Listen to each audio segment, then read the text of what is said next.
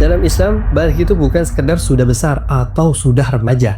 Balik adalah titik awal taklif, yaitu saat seseorang wajib sholat, wajib puasa, dosa dan pahala dicatat sempurna.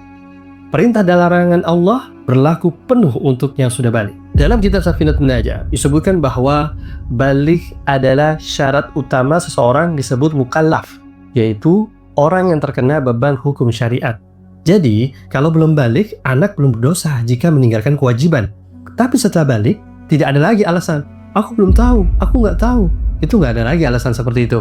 Jadi tanda balik itu ada 3 ya, untuk perempuan dan 2 untuk laki-laki. Jadi 3 untuk perempuan, 2 untuk laki-laki.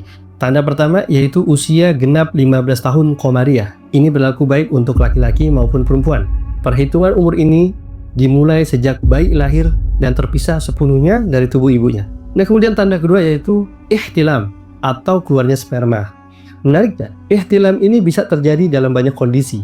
Bisa saat tidur atau dalam keadaan sadar. Bisa keluar secara nyata atau hanya terasa keluar lalu ditahan. Bisa lewat jalur biasa atau jalur yang tidak biasa. Dengan syarat jalur normalnya memang tertutup sejak lahir. Bisa karena hubungan suami istri atau sebab lainnya.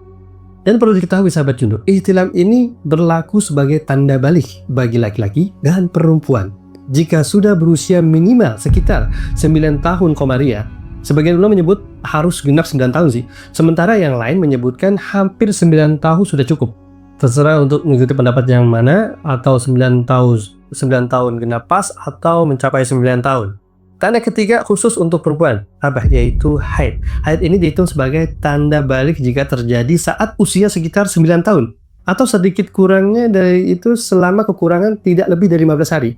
Jadi sebagai contoh nih, kalau belum paham, kalau seorang perempuan haid di usia 9 tahun kurang 13, 14, atau 15 hari, maka itu sudah dianggap haid dan dihukumi balik. Tapi kalau haidnya muncul di usia 9 tahun kurang 16 hari atau lebih, maka darah tersebut dihukumi istihadah dan belum dianggap balik. Perlu diluruskan nih sahabat Jundu ya, kehamilan bukan tanda balik. Baliknya perempuan tetap dihitung dari keluarnya sperma atau haid, bukan karena hamil. Lalu bagaimana dengan khunsa? Khunsa yang memiliki 2 alat kelamin. Seseorang yang memiliki 2 alat kelamin ini atau tidak memiliki keduanya, khunsa baru dihukumi balik jika keluar sperma dari zakar dan juga mengalami haid dari farji. Harus dua-duanya secara bersamaan. Kalau hanya salah satunya saja yang keluar atau keluar dari salah satu jalur aja, maka belum dihukumi balik. Nah, itu dia penjelasan tentang tanda-tanda balik dalam Islam. Semoga penjelasan ini bisa bikin kita lebih paham dan nggak salah kaprah lagi ya.